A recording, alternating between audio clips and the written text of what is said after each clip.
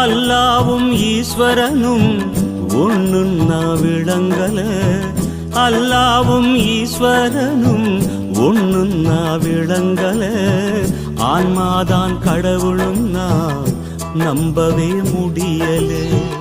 ஆன்மீகம் என்னவென்று யாருக்கும் தெரியல, காரணம் ஆண்டவன் யாருன்னு புரியலே.